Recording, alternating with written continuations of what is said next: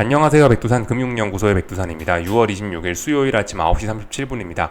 어제는 다시 이제 평상시가 됐습니다. AI 쏠림, 나머지 친구들 소외 이렇게 보시면 되겠습니다. AI 엔비디아가 상승을 하면서 양대 지수가 많이 올랐고 나머지는 하락했습니다. 유럽도 하락을 했죠. 특별한 이슈는 잘 없었는데 몇 가지 좀 이야기를 하자면은 연준의 보우먼 이사가 나와서 금리 인상도 할 수 있어라는 발언을 하면서 장 초반에 금리가 오르고 달러가 올라가고 시장에 약간의 충격이 있었습니다. 물론 근데 이 보우먼 이사는 그 메인 이사가 아니죠. 그러니까 뭐냐면 그 파월이 대장이잖아요. 예, 파월 의장이 이미 FOMC 파월 의장이 이미 지난번인가 지지난번에 금리 인상 없다라고 못을 박아버렸기 때문에 보우먼 이사의 발언은 그냥 이제 가벼운 구두 경고 정도로만 그냥 가볍게 인식되는 그런 느낌이었습니다. 그리고 그래서 이런 발언 이후에도 2년물 채권 입찰이 있었는데 채권 입찰이 있었는데 수요가 견고했다라고 합니다. 채권 입찰이 잘 마무리가 된 거죠. 그래서 금리는 다시 안정을 찾았다. 달러도 다시 어느 정도 안정을 찾았다 이겁니다. 나머지 특별한 소식은 뭐 없었습니다. 여러 가지 뭐 소비자 신뢰지수니 무슨 캐나다 CPI니 이런 것들이 있었는데 별로 그렇게 뭐 시장에 영향을 미치지는 못했다. 어제 하여튼 그 보우먼 이사의 금리 인상도 할 수 있다라는 이 발언이 약간 좀 충격적이었습니다. 물론 근데 시장에 큰 영향은 없었다라고 볼 수가 있겠고요. 다만 이게 기술적인 측면에선 이런 역할을 했습니다. 10년물 국채금리인데요. 계속해서 하락 압력을 받고 있었는데 어젯밤이 그래서 이제 급락도 할 수 있는 날이었는데 급락할 수 있는 날에 위쪽으로 올라가는 상승 재료가 나와버리니까 이도저도 못하고 그냥 이제 또 다시 박스 안에 갇혀버린 이런 흐름이 나타났습니다. 그래서 금리가 더 떨어지면서 파티하려고 준비를 하고 있던 시장 참가자들은 약간 당황스러운 하루를 맞이했겠죠. 그래서 답답해졌어요. 그렇다라고 얘가 위로 올라가냐? 그것도 아니고 아래로 내려가냐? 그것도 아니고 답답한 구간 안에 갇혔습니다. 달러는 근데 조금 좀 반응이 좀 다를 수 있죠. 왜냐면은 달러는 원래 우상향 압력을 좀 많이 받고 있었는데 이 보우먼 이사가 한마디 하니까 좀 약간 좀 상승폭이 조금 좀 두드러지긴 했었습니다. 어쨌든 계속해서 위로 올라가는 그런 상황입니다. 달러의 상승이 좀 둔화되긴 했습니다만은 어쨌든 뭐 언제는 뭐 달러가 급하게 올라간 적이 있었나요? 뭐 달러는 천천히 일단 지갈길을 가고 있습니다. 네, 아무튼 뭐 미국 경제가 좋다, 미국이 금리 인상을 한다라고 해서 올라가는 미국의 요인 때문에 달러가 올라가는 게 아니고 유럽이 안 좋다, 뭐 중국이 안 좋다, 뭐 다른 나라들이 안 좋다 이것 때문에 지금 달러가 상대적으로 올라가는 거라서 뭐 일본도 그렇고 하여튼 뭐 그래서 달러가 올라가는 거라 달러 상승 속도는 비교적 굉장히 느립니다. 이렇게 볼 수가 있겠고요. 하여튼 달러 계속 올라가고 있다 볼 수가 있겠고 환율과 관련해 갖고 좀 몇 가지 좀 기사를 좀 보자면은 위안화 약세가 중국인민은행의 의도가 반영이 된 거라고 합니다. 뭐 일부 분석가가 이야기를 하는 게 중국 통화에 대한 평가 절하 압력이 있는데 이걸 완화하기 위해서 인민은행이 그냥 내버려 두고 있다라고 그렇게 분석을 하고 있다라고 합니다. 그러니까 이렇게 되면 뭐죠? 중국 인민은행이고 뭐 중국 공산당이고 전반적으로 그냥 중국 위안화 약세를 용인하겠다 뭐 이런 걸로 일단 볼 수가 있겠거든요. 그리고 중국 공산당 입장에서는 그게 있죠. 지금 요즘에 그 관세를 하도 많이 전 세계로부터 관세를 하도 많이 두드려 맞다 보니까 관세에 대한 충격을 좀 완화하려고 그거에 대안으로 이제 위안화 약세를 지금 일부러 꿈꾸는 것일 수도 있다라는 그런 생각을 좀 해보셔야 됩니다. 그래서 일단 중국 입장에서 그죠? 위안화 약세 계속될 수 있다. 중국 정부가 용인하고 있다. 인민은행이 용인하고 있다. 이렇게 일단 볼 수가 있겠죠. 이런 기사를 보면요. 한 가지만 좀 더 보자면은 엔화도 그래요. 사실 엔화도 뭐 지금 특별히 일본 정부가 엔화 약세에 대해서 할 수 있는 게 없습니다. 미국의 금리 인하를 기도하는 거 말고는 딱히 할 수 있는 게 없기 때문에 그래서 트레이더들은 160엔인데 170엔까지는 올라갈 수 있다라고 이렇게 보고 있다라는 거죠. 그래서 지금 뭐 중국과 일본, 아시아국들은 대부분 환율이 이렇게 약세를 심각하게 보이고 있는데 딱히 외환 당국에서 손쓸 방법이 없거나 아니면 이렇게 그냥 용인을 하고 있거나 이런 상황이라서 일단 그죠. 이 전반적으로 점진적인 이런 달러 강세는 좀 더 지속될 가능성이 있을 것 같다 싶습니다.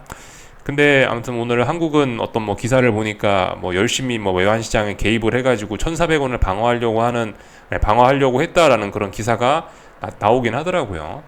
한국은 열심히 하고 있는데 제 생각엔 약간 좀 헛수고를 하는 게 아닌가라는 생각이 조금 좀 들긴 합니다.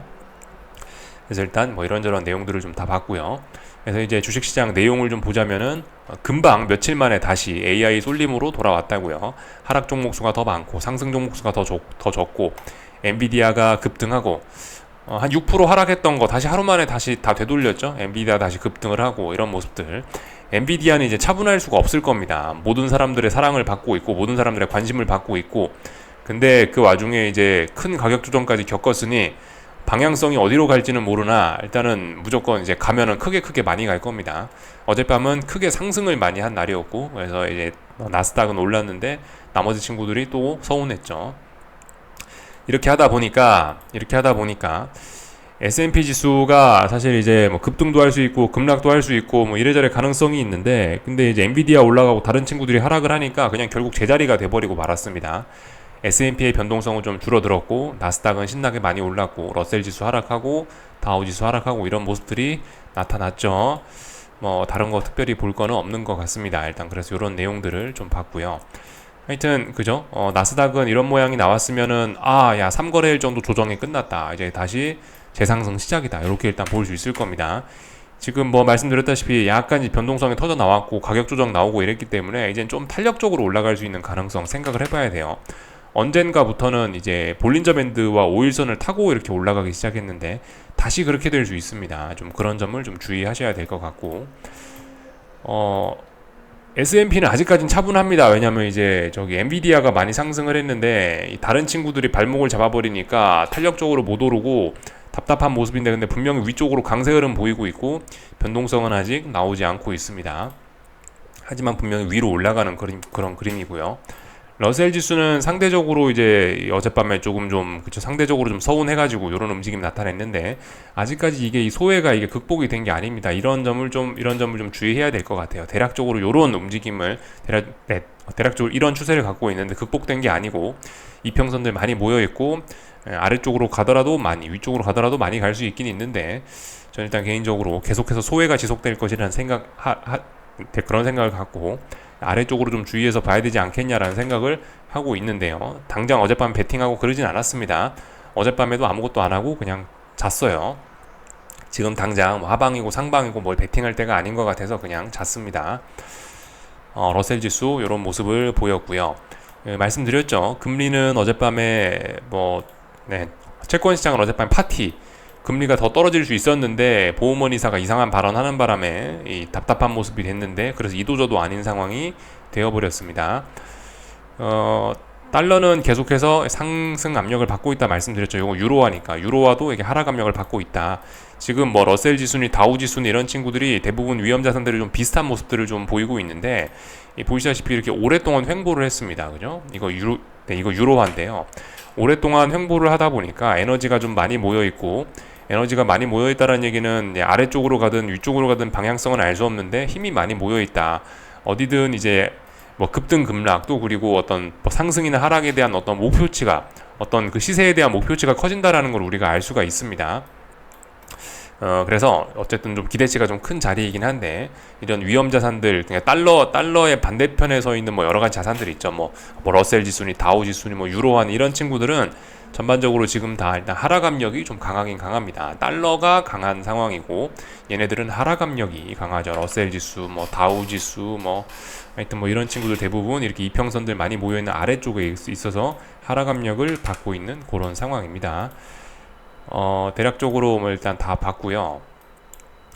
구리 가격 이런 것들은 어느 정도 이제 조금씩 이제 아래쪽으로 방향성을 확실히 잡고 움직이고 있는데 보시다시피 재밌는 게 이쯤 에너지를 모았으면 이제 급락, 폭락도 할 수 있는데 요즘 금융시장이 차분해가지고 급락, 폭락은 없이 차분하게 방향성을 정하고 아래쪽으로 가고 있습니다.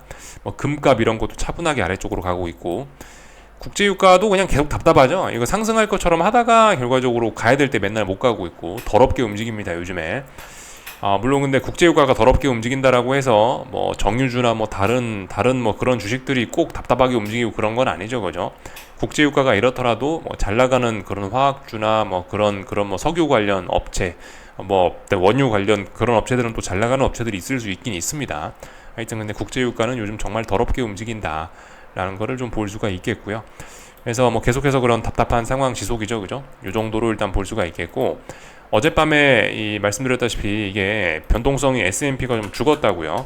그래서 지금 빅스를 보시면은 어젯밤에 하락 마감했어요. 이게 이상한 게 아닙니다. 엔비디아가 급등을 했지만 다른 친구들이 이 하락을 하면서 결과적으로 S&P 지수는 못 움직인 꼴이 됐습니다.